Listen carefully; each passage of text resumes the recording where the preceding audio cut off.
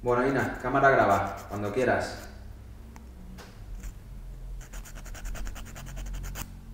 Ina, ya estoy grabando. No, que yo para ese no quiero grabar, la verdad. No sé, ¿lo has visto? Míralo. Sí, a ti te hablo. ¿Te has mirado en el espejo? No, en este canal se habla la gente seria, culta, preparada, ¿y tú qué eres? No, yo para ti, la verdad que no me gustas. No voy a grabar este video. Acaban de ver el tráiler del video de hoy y seguramente algunos de ustedes ya intuyen de qué va. Es una historia de discriminación, boicots y de palizas del niño malote de la clase a los demás compañeritos. Es la historia de la 9ª edición de la Cumbre de las Américas que le tocó organizar a Estados Unidos. La Cumbre de las Américas es una reunión de jefes de Estado de los 35 países de América del Sur, el Caribe, América Central y del Norte, que se celebra cada 3-4 años desde 1994. Se tratan temas económicos, sociales, políticos, diplomáticos, etc. La 9ª edición parecía estar maldita desde su concepción porque inicialmente se iba a celebrar en 2021, pero el COVID hizo el favorcito, el COVID hizo que se pospusiera un año. Finalmente, en 2022, se anunció que sí, que se celebraría en junio en Los Ángeles, la ciudad que alberga la mayor comunidad hispana de Estados Unidos. El Departamento de Estado dedicó a la convocatoria una serie de comunicados muy altisonantes. Expresaron lo comprometidos que están con un proceso inclusivo, con la diversidad de nuestro hemisferio, con las voces indígenas e históricamente marginadas. Muy bien. Y como muestra de su fuerte compromiso con las voces históricamente marginadas, no se les ocurre mejor idea que marginar a Cuba, Venezuela y Nicaragua. El régimen cubano, en el gobierno, en el poder desde hace décadas, estuvo en la cumbre de 2015 en Panamá. ¿Ustedes la van a invitar a esta cumbre? No. Cuba, Nicaragua, el régimen de Maduro no respetan la Carta Democrática de las Américas y por lo tanto no espero su presencia.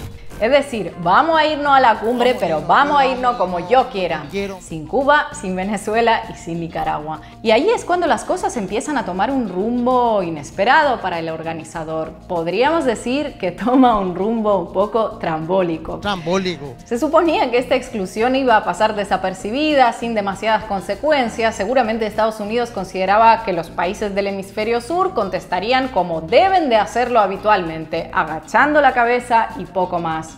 Y entonces apareció Andrés Manuel López Obrador con una opinión políticamente incorrecta. Si se excluye, si no se invita a todos, va a ir una representación del gobierno de México, pero no iría yo, porque no quiero que continúe la misma política en América.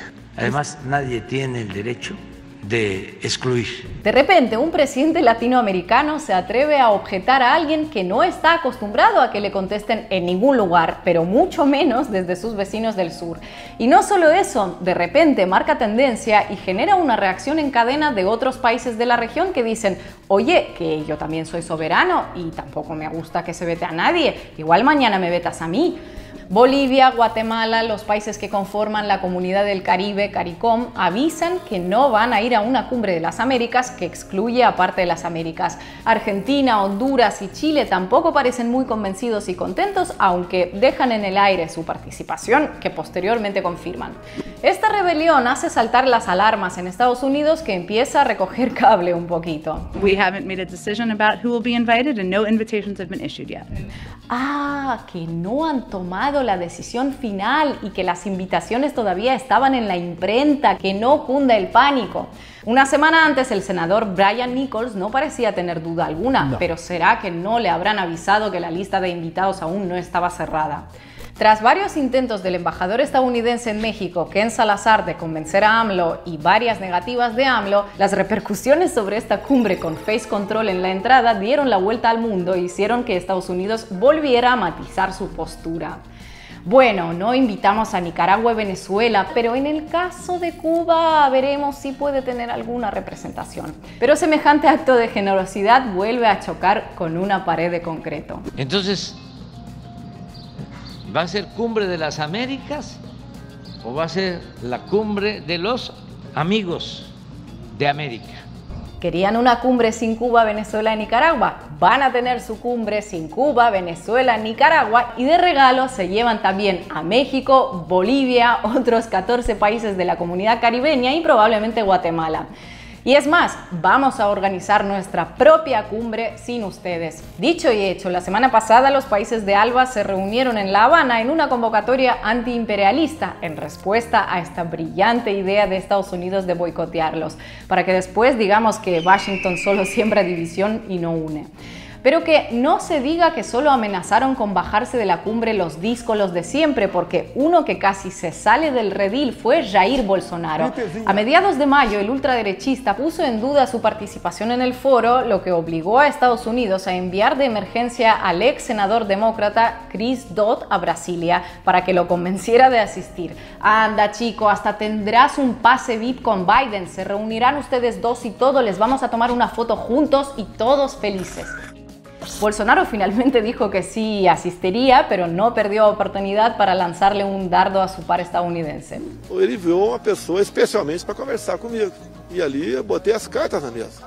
E eu falei da mudança do comportamento dos Estados Unidos para com o Brasil cuando Biden asumió. Todo esto fue posible porque un país dijo algo. Por primera vez en décadas, México se atreve a recordarle al vecino del norte que nadie es menos país de las Américas que ellos y que no se confundan, que el anfitrión de la reunión está para preparar bien la sala, las mesas, las sillas, los refrescos, pero no para señalar quién entra y quién se queda fuera de ese Jockey Club de los países de las Américas, porque resulta que no es un Jockey Club. Y eso sí que es una sorpresa para Estados Unidos, porque México no decía nada ni con Peña Nieto ni con Calderón, y a Vicente Fox se le recuerda por esta histórica conversación con Fidel Castro en vísperas de la Cumbre de las Américas de 2004, en la que le pide a Fidel que por favor coma y vuelva para Cuba en un día para no molestarlo a George Bush.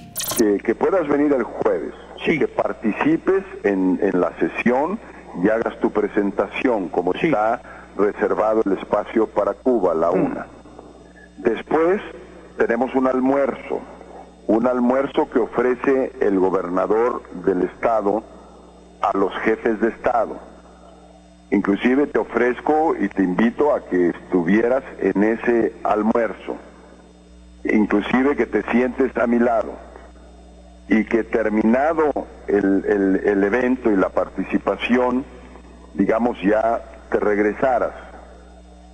Y así a la isla de Cuba. No, bueno, pues ¿a dónde va al hotel? Dígame. A la isla de Cuba o a donde tú gustaras ir. Correcto. Que me dejaras libre, y es la petición que te hago el viernes, para que no me compliques el viernes. Así, la política exterior de México pasó de Fidel, no me compliques el viernes, a México no acudirá si se excluye a Cuba o a cualquier otro país del continente. Y siendo sinceros, Estados Unidos tampoco es que esté en una posición de reclamar mucho a México, porque por eso de querer hacer check-in en todos los saraos globales, parecen haber dejado a su merced a los vecinos que sí esperan de su ayuda, sobre todo con el tema migratorio. Una de las promesas estrella de Biden ha sido un mega plan de $4.000 millones destinado a mejorar las condiciones de vida de los ciudadanos de países de Centroamérica y así frenar los flujos migratorios hacia Estados Unidos y México. ¿Y qué pasó? Que López Obrador anda pidiendo que se apruebe finalmente la liberación de estos fondos porque hasta ahora, siempre según López Obrador, los destinatarios de los mismos no han visto nada. Para mandar dinero y armamento para la guerra en Ucrania sí que han sido rápidos y eficientes, y eso que se trató de una suma mucho mayor que 4.000 millones. Para cumplir con los compromisos adquiridos hace un par de años, pues eso, parece que no alcanza el presupuesto. Parece que todo lo que sea eliminar a gente es mucho más rentable que alimentarla, algo que tampoco es ninguna sorpresa. La exclusión de Venezuela también merece un par de acotaciones, porque es la típica muestra de esa doble vara de medir del tamaño de una catedral a la que Estados Unidos nos tiene tan acostumbrados. Pero no le digan a nadie. Voy a llegar a pie en una gran marcha a Los Ángeles. ¡Nos vamos a pie! A Venezuela no la invitan porque, además del típico argumento de que el país no respeta la democracia, no reconocen al gobierno de Maduro. Have we invited the Maduro regime or any of its representatives to the summit? Absolutely not. We don't recognize them as as a sovereign government. Es decir, el presidente de Venezuela, según Estados Unidos, es Juan Guaidó. Por eso a Nicolás Maduro no se le invita a la cumbre. Pero cuando Estados Unidos necesita castigar a Rusia por la invasión a Ucrania y sustituir el petróleo ruso por el venezolano en el mercado global, manda a su comisión para que lo gestionen con Nicolás Maduro. ¿Por qué no hablan con el presidente legítimo? ¿Por qué hablar con el usurpador? Porque cuando toca tratar realidades tangibles y no imaginarias, saben perfectamente a quién dirigirse. El caso es que la Cumbre de las Américas es un decorado más para su realidad imperial, un decorado en el que se descubren fraudes donde nunca los hubo y se tapan los de verdad, en el que se nombra a presidentes encargados y se excluye a países enteros. El problema es que el resto de los invitados a la escena ya no quieren ser parte del atrezzo y exigen que nadie se arrogue el derecho de admisión. ¿Estamos todos o ninguno? La postura es más que una cuestión accesoria en momentos en que desde otros rincones del mismo continente hay voces que claman por un foro inclusivo donde nadie tenga el poder de imprimir o no la tarjeta de invitación.